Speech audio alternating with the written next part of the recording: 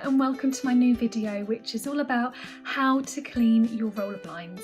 Now, I'm sure that you find that your roller blinds tend to get a little bit dusty, if not a little bit dirty from time to time, which is all normal. So I want to show you how you can clean your roller blinds without actually damaging the product itself. I have quite a few roller blinds in our own home, which are from my Laura Felicity collection. They are all made to measure, which means they tend to need a little bit extra love and care when it comes to cleaning.